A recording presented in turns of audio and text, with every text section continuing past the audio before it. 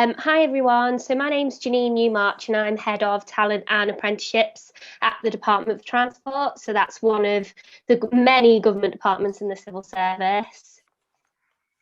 And then Claire, do you just want to introduce yourself? Yeah, absolutely.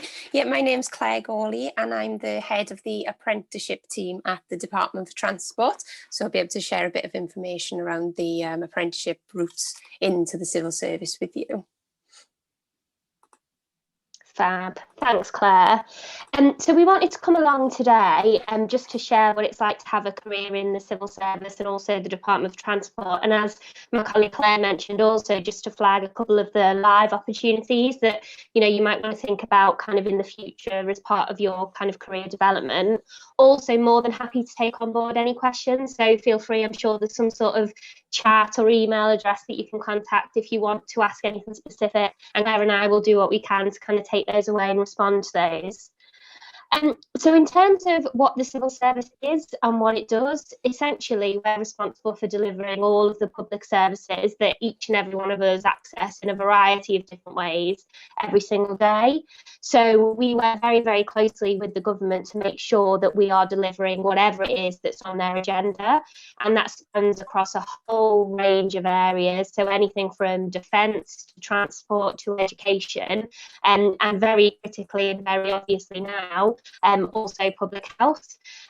So there's a huge range of careers that you can get involved in, a huge range of professions that you can get involved in, and anything you can pretty much think of in terms of a job probably exists in one way or another within the civil service.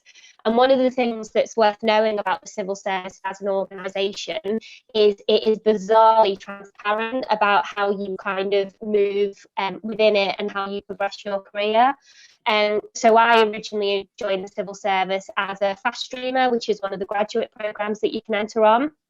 But I've worked in the Department for Work and Pensions, I've worked in the Ministry of Justice, I've spent some time in the prison service, and I've worked in 3 different roles in the Department for Transport. And that sort of movement and exposure and gathering different experiences is really actively encouraged in order that we can, build our skills, build our knowledge, and effectively support the public and deliver value for money. So if you take one thing away from today, really, it's the fact that there is a whole myriad of opportunities within the civil service. And I think what I would say, the scale, the complexity, the volume of what we do is probably unrivaled, purely because we have the largest and widest customer base that is possible to have, which is essentially the whole of the UK, so England and the devolved administrations. So as an organisation, the civil service employs about 420,000 people across the country and also overseas. So we do have kind of diplomats posted abroad as well. And our work, as I said, is very, very varied. So we do everything from kind of advising ministers of the day on policy to actually delivering frontline services to the public. So the Department for Transport has a number of different arms and organisations within it. And one of the arms is the DVLA, so the Vehicle Licensing Agency. So we'll be responsible for kind of offering up driving tests, certification people, So essentially, you can do a whole load of things in the wider civil service, but also in DFT. And what Claire and I want to do is just give you a flavour of some of those opportunities today, hopefully.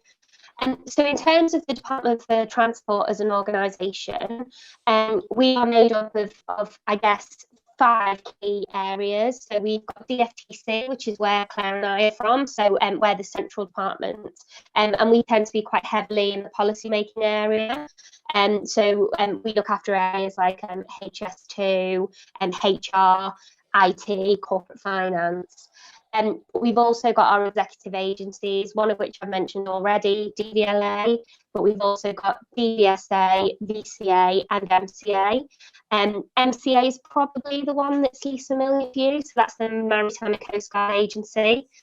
So we also employ a number of volunteers just to make sure that the seas are safe and we're responding to kind of accident and emergencies in the appropriate way. So in DFT Group, so that's the central department and all of the agencies, we employ about 18,500 staff, and that is actually relatively small for a civil service department. The likes of DWP and HMRC are much, much bigger in terms of contributing to that overall figure of 400,000+ in the civil service. And essentially, we work with all of our agencies and some of our delivery partners to make sure that we keep transport moving across the UK. So that's people and goods. So it's a critical pipeline in terms of supporting the economy, as well as just supporting our kind of everyday leisurely travel. Obviously, when we're in a non-lockdown situation. But we're also involved in a number of areas that you wouldn't necessarily expect that we were. So transport security is a big one. So we work very closely with airports, with rail, with TfL, to make sure that we've got the right policy and the right protocols in place for things like counter-terrorism. And so there is a transport security section of the DFT, which is obviously a really interesting and ever-evolving area of work to be involved in. We also invest and maintain over 4,300 miles of motorway, and we are the people who receive all of the angry emails about potholes, so you know who to contact in the future. It is DFT. And we also run a huge scale of really major infrastructure projects across the UK. So things like HS2, Heathrow expansion, and also trying to keep the pace and keep up to date with some of the latest innovations. So things like driverless cars and also drones. We have to be on the front foot of making sure that policy is safe as kind of technology and innovation continues at pace, I guess. I'll just take a brief pause there. Oliver, I don't know whether you want us to take any questions about general context or whether you want us to kind of run through everything and then pause for any questions. What's best? Run through everything is probably best. There is a Q&A section at the bottom that they can ask questions to, but if you try and give as broad strokes as possible, I think that'd be most useful, especially because this will be recorded and then they can watch it later. Okay, fab, will do. Well, on that note, Claire, shall I hand over to you to talk a little bit more about apprenticeships, please? Yeah, no problem at all. Hi, everybody. So as I said at the beginning, my name's Claire Gawley and I'm the head of the apprenticeship team here at the Department of Transport. So here to specifically tell you about the apprenticeship opportunities within the civil service. And then I'll hand back over to Janine and she can talk a bit more about other opportunities and how to enter the civil service, should that be something that you're interested in. So an apprenticeship is a work-based programme whereby you work in a real job role whilst you're also working towards a nationally recognised qualification. An apprenticeship is a great opportunity for you to earn a salary whilst you're gaining those skills. So whereby university might not be the next steps for many people, you can actually get a real job role, earning a salary whilst gaining that theoretical learning through the apprenticeship, but actually putting that into practice on the job. So you're gaining those valuable and transferable skills in a real life job role. So here at the Department of Transport, we're absolutely honoured to offer a really fantastic apprenticeship programme, and I've been privileged to speak to a number of our apprentices here, and to understand, you know, what was their journey, what have they wanted to do, and they've really embraced the opportunity of getting stuck into very important and high-profile roles here at Department of Transport, working in an area that is of interest to them. So I think a lot of the time people think that an apprenticeship is, you know, like manual jobs, but in the civil service, there's such a diverse range of apprenticeships available. So, you know, we've got roles in digital apprenticeships, policy apprenticeships, customer services, operational delivery, technical architect, business administration. There's such a range of apprenticeships available depending on what your career path and interest is.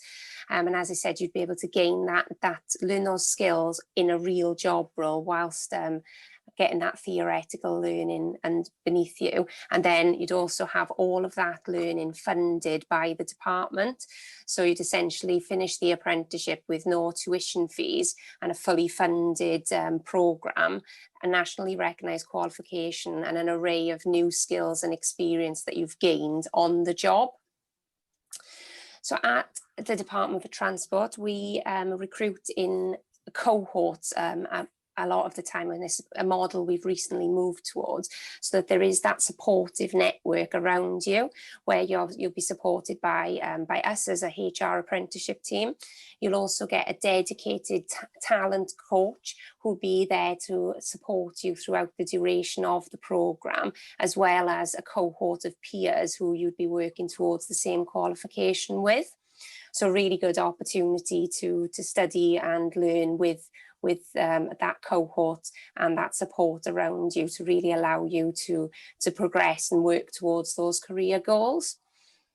At Dept as well, we'd be fully supportive on completion of an apprenticeship to take those opportunities to discuss what's next for you.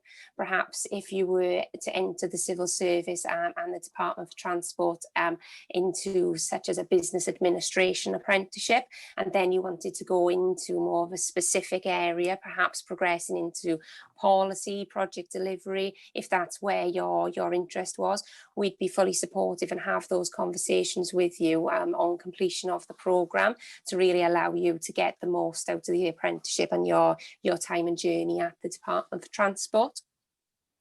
We've currently got some live campaigns as well, depending on whether you're at the stage where you're ready to consider applying for jobs. We're actually recruiting into level 4 project delivery apprenticeships here at Dept. So with a project delivery apprenticeship, you'd have the opportunity to be involved in some really high profile and really exciting projects here at Dept, such as High Speed 2 and some technological advances around like driverless cars and drones. So really cool, interesting projects that you could potentially be involved in as an opportunity for you to expand those project delivery skills. So a really good, great opportunity, and that's currently live on the Civil Service Jobs page. We'd be very happy if anybody wanted to follow up with us. I'm sure Oliver and the team have got our contact details if you wanted some more information on that opportunity. These roles are actually being advertised in Leeds, London and Birmingham as well.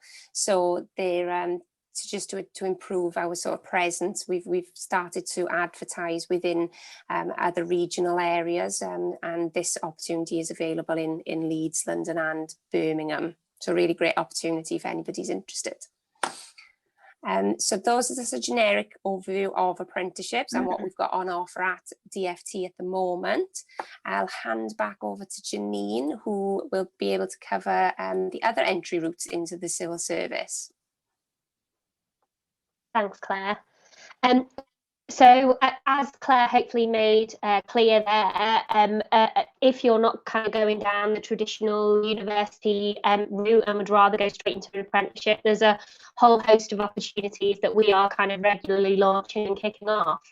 But that isn't the only entry route into Dept and also the wider civil service. So I just thought it was worth kind of outlining some of those opportunities as well, so that you've got kind of many choices at your disposal as you're kind of progressing through the next stages of your career. So my first bit of advice, if you are interested in a career in Dept, really hope you are, or the civil service, is to make sure that you register on civil service jobs, so that you get notifications about any roles that you might be interested or might want to apply for. And it's a really useful resource to see any opportunity that's happening in the civil service. And because we are obviously accountable to the taxpayer, we operate something called fair and open competition. So there is a heavy requirement on us to advertise a high proportion of our roles externally to make sure that we're kind of encouraging kind of fresh talent and a high level of diversity within the organisation. So do keep plugged into civil service jobs.